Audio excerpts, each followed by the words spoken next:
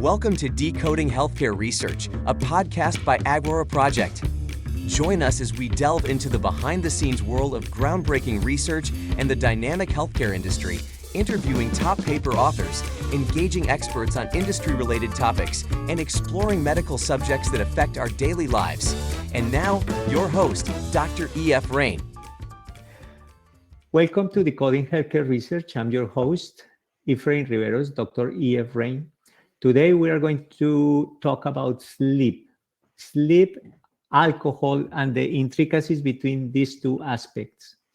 In order to reach a significant depth of our discussion, we have an expert with us who is honoring us with his presence. We have Dr. Ian Greenlund. He's a postdoctoral research fellow at the Mayo Clinic in Rochester, Minnesota. Welcome, Dr. Greenlund. Thank you very much. Thank you for the invitation. Excellent. So we are going to discuss one of his papers published in Alcoholism, Clinical and Experimental Research in 2022.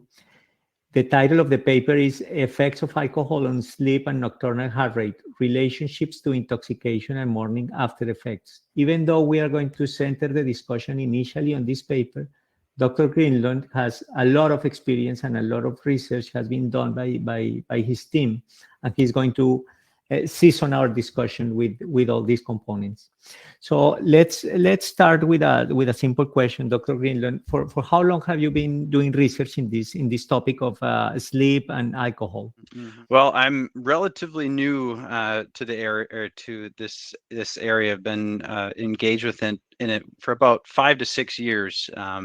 During the beginning of my PhD work with Dr. Jason Carter, and we collaborated with Dr. Harriet DeWitt on this project at the University of Chicago, starting at Montana State University, and looking to move forward in this topic, hopefully during my postdoctoral work as well. That's great. And it's not a secret that in the Western societies, the consumption of alcohol has been consistently high. In the United States alone, it's approximately 50% of adults admitted to having consumed alcohol within the last month, which is significant for a society as a whole. And we know that alcohol has effects on the structure of sleep. Can you tell us a little bit more about the effect of alcohol on sleep? Sure. So, and I think what we have to realize with the statistics that you put out there too, is that there's a big spectrum of individuals who use alcohol too. There's some evidence to show that light and moderate consumption, so anywhere in the neighborhood of 1 to 3 drinks, may not impact our overall health, cardiovascular health, the same way that heavy alcohol consumption may impact our health. But if focusing on sleep itself, alcohol, if you drink it in excess, may reduce the time that it takes you to fall asleep, which is that subjective period where most people actually think that they're sleeping better when they consume alcohol. But what occurs, so you fall asleep faster, but your sleep becomes fragmented as alcohol is consumed or alcohol is metabolized in the body. So you're having more frequent arousals from sleep that you may or may not remember. And it also alters your sleep architecture. So when we say sleep architecture, we're talking about stages of sleep, like stage 1, stage 2, deep sleep or slow wave sleep, and then also rapid eye movement sleep. And what usually occurs is rapid eye movement sleep, or the stage of sleep when individuals are dreaming, is often interrupted. And in our work and larger samples that individuals have shown, is often replaced with lighter stage 2 sleep rather than REM sleep. The total sleep time, is it affected? Yes, total sleep time is often reduced because of that. Like I said, with the lighter sleep and more fragmented sleep that ensues. So, what is the consequence of suppression of the REM sleep the next day? Not long term, but the next day. Yeah, the next day, as we saw in some of the work in our paper, we saw that there is some effect to our overall mood. In the paper specifically, we didn't show that changes in REM sleep are related to mood, but we can think of REM sleep as a whole as a large regulator of overall mood, where individuals who go through traumatic events, for example, who have reduced REM sleep, often have more symptomology associated with that traumatic event versus individuals who go through some sort of event, process the emotional valence that's surrounding that event, often have better outcomes afterwards with integral REM sleep. Yeah, I find intriguing the what you mentioned in your paper that the consumption of alcohol is also associated with the changes in heart rate and heart rate variability. Hmm. That change in heart rate you would expect to keep the patient awake more time is kind of a contradiction Hmm. with the effect on sleep.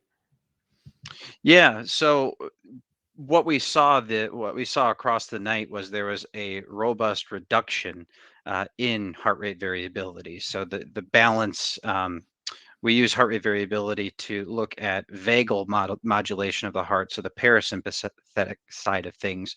So we can see that alcohol was inducing this state of arousal throughout the entire night that was persisting, and then that was translated to a reduction in we look at it as low frequency and high frequency most of the time components of heart rate variability.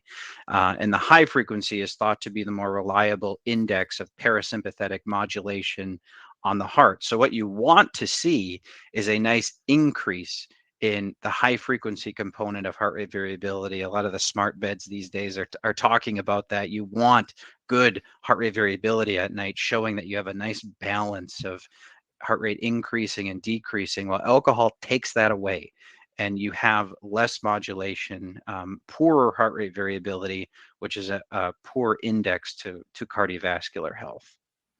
So you think that there is a connection between that change in heart rate variability, the changes induced by alcohol, and Hmm. the after effects in the morning? There very well could be.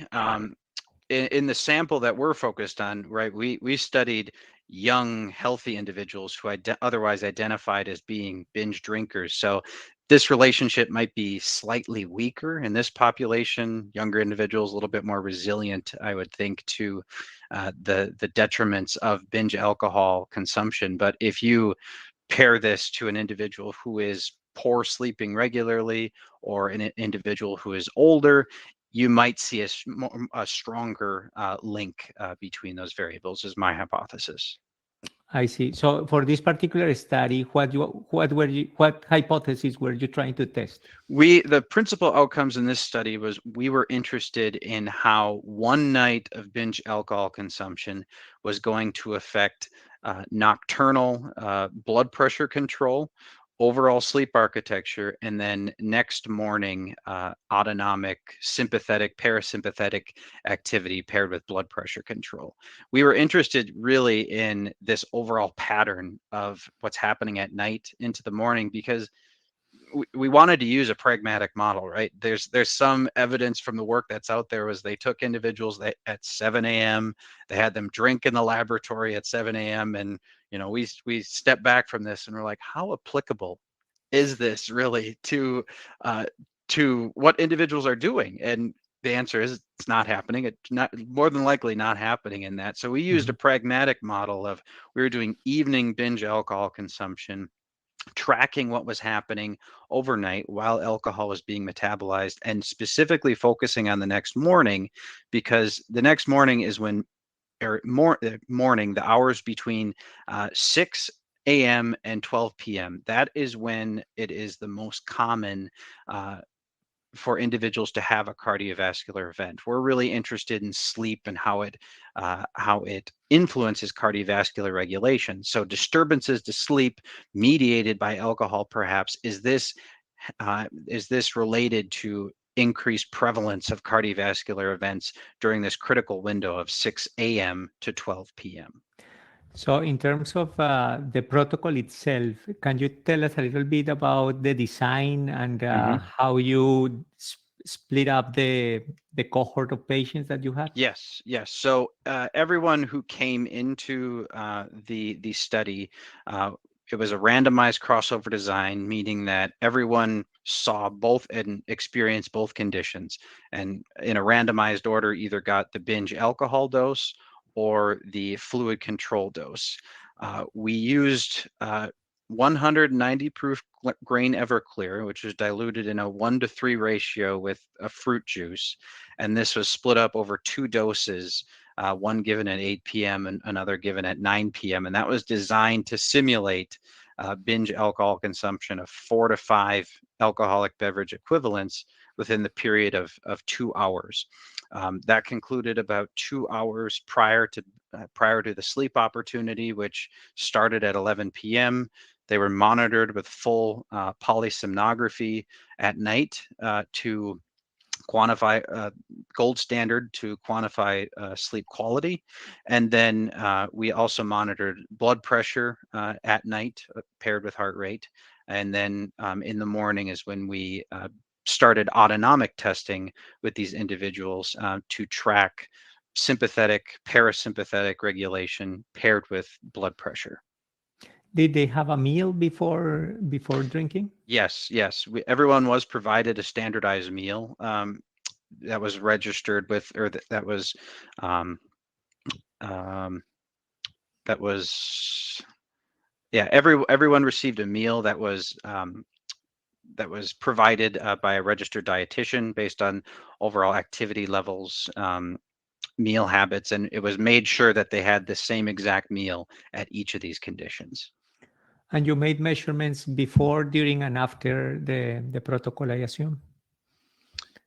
Could you specify that for? Yeah, so the measurements for heart rate, for everything, all the variables that you were measuring, you did the baseline during the night and the morning after? That is correct, yes. And what did you find?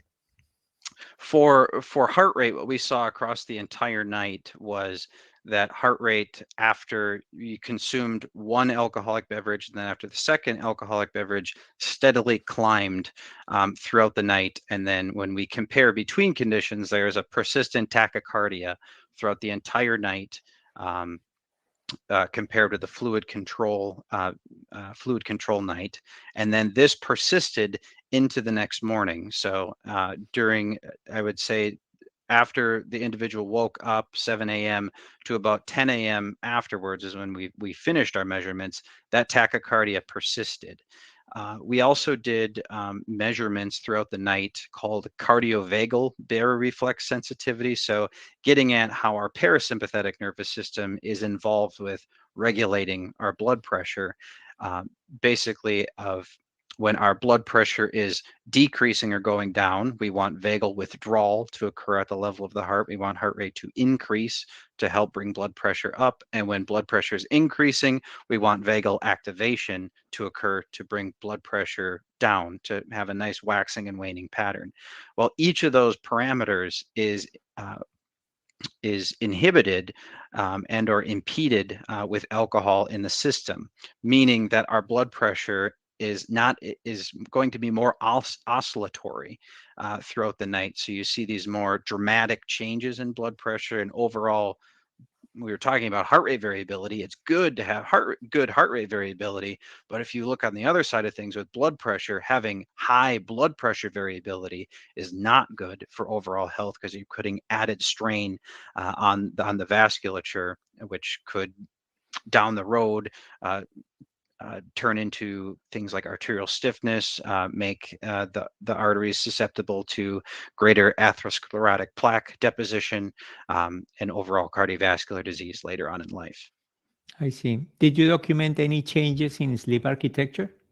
Yes, we did. So in our individuals, what we saw on average was REM sleep was reduced in these individuals, and it was on average replaced with stage 2 sleep. Likely why that's occurring is if you look at what normal sleep architecture should look like, The first half of sleep is typically dominated by what we call non-rapid eye movement sleep, which is the stages, stage 1, stage 2, and stage 3. Stage 3 you may have heard as deep sleep, slow wave sleep. That's usually dominated to the first half of sleep. The second half of sleep is usually rapid eye movement sleep dominant. So REM sleep, the stage of sleep where individuals are dreaming. Well, as alcohol is being metabolized, alcohol is metabolized from ethanol to acetaldehyde, then to acetate. Acetate is thought to be that molecule that is causing a great bit of arousal, especially within the brain. And if this is occurring, we're thinking towards this latter half of sleep when majority of the alcohol in the system has been metabolized. It makes sense that in those early morning hours where REM is typically dominant, this is where we see quite a bit more arousals occurring, and then explaining why rapid eye movement sleep percentage is reduced in our sample. I also found in your paper that there was also an effect on the second stage. What is the significance of that finding? So the stage 2 sleep, it's a stage of sleep that we're in most of the night. So when you or I go to bed tonight, 50% of sleep is typically in stage 2 sleep. Given what I would say that sleep in general, the two hallmark restorative stages of sleep are slow wave sleep and REM sleep. Slow wave sleep or deep sleep, we think of being restorative of more of a physiological sense. So we give that time from a cardiovascular sense too. We give that our vasculature time to relax, repair, restore itself with blood pressure lowering, and then rapid eye movement sleep then that's important for psychological health, mood regulation, things like that. So I would say the fact that you are taking away REM and replacing it with stage 2, you're impeding on some of those aspects of REM sleep, and then having them in stage 2, you're just not allowing that process to occur. Great. And because I saw that you measured behavioral metrics the morning after. Did that change? Yes, we saw the anticipated effects the next morning, that we saw some modest effects on mood and overall performance, that these individuals likely experiencing the effects of hangover. So as you can affect, negative affect was higher, positive affect was reduced. We did some overall performance tasks with individuals to those that their performance was modestly reduced as well. So we see those things happening in the morning. So when hangover effects are persisting, that this could be impacting those parameters. One finding that caught my attention was that paradoxically, you used like a double-digit addition test, and the performance was even better. Yeah, that was an interesting finding. You could look at it from the other side of things, that individuals knew that they were feeling worse, and they tried to do better on the task. I see. But there's many different ways you could look at that, or it's just Or just interesting random. finding. Yeah. Absolutely. So I understand that this project is part of a bigger clinical trial. What else are you researching? Yes. So this trial is specifically trying to identify mechanisms related to this epidemiological finding between heavy alcohol consumption and cardiovascular risk. The lens that we're trying to take on this is, well, there's a lot of this big data suggesting this link, but we don't know the mechanism behind it all. So the lens that we take and what our laboratory is most interested in is autonomic regulation, sympathetic regulation. And we're one of the only laboratories in the country that has a very sensitive technique called microneurography to measure sympathetic activity directly from the sympathetic nervous system.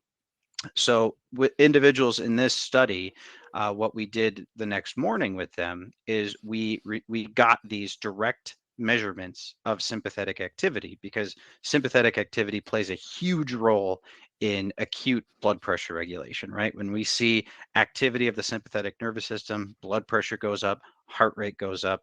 So this can, and it's over, sympathetic activity is overactive in hypertension. So definitely could be a contributing mechanism in this study. So what we did with these individuals with the microneurography technique is we insert a very small electrode into the peroneal nerve at the popliteal fossa.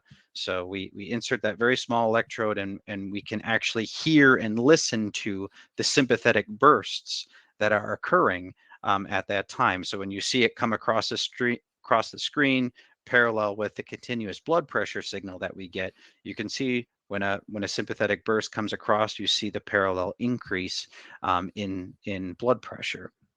And so what we did once we got this recording is we did a number of sympathoexcitatory maneuvers with these individuals, one of them being a Valsalva maneuver, where we put a very small mouthpiece in the mouth, asked the individuals to blow out air to a pressure of 40 millimeters of mercury, hold that for 15 seconds, and then we tracked the heart rate, blood pressure, and sympathetic response to that.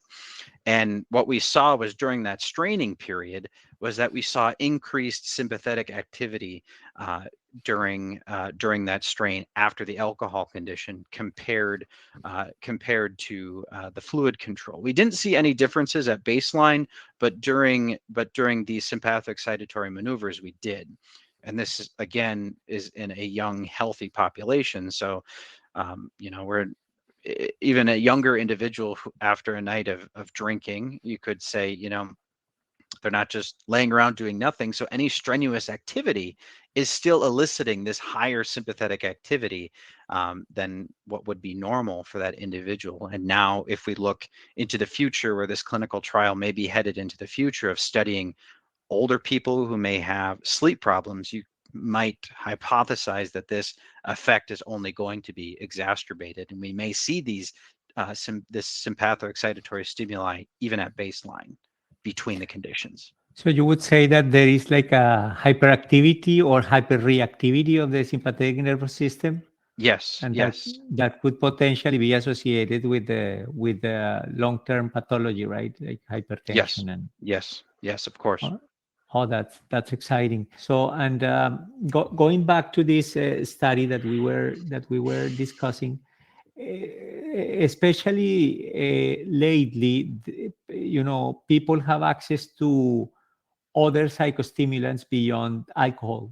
Mm-hmm. So that how do you envision these other substances may affect the architecture of sleep and the sympathetic nervous or sympathetic arousal? Mm-hmm.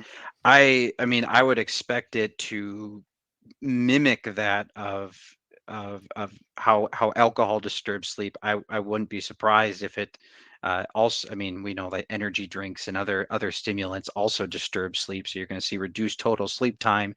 You're going to see impaired sleep efficiency. You more than likely are going to see a similar decrease in rapid eye movement sleep or deep sleep, those more restorative stages of sleep. And so then if sleep is impaired, that could definitely be translated to increased cardiovascular risk. And with some of these mechanisms that we're discussing with the sympathetic nervous system, could be hyperactive as well.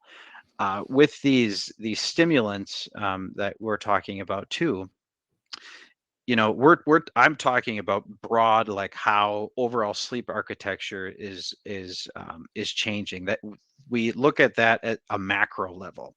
We can also dive into the sleep signals, the EEG that is making up the sleep, and you can look at it at a micro architecture level too, where you could go through and score each epoch of sleep of this is stage 1, this is stage 2, 3, etc.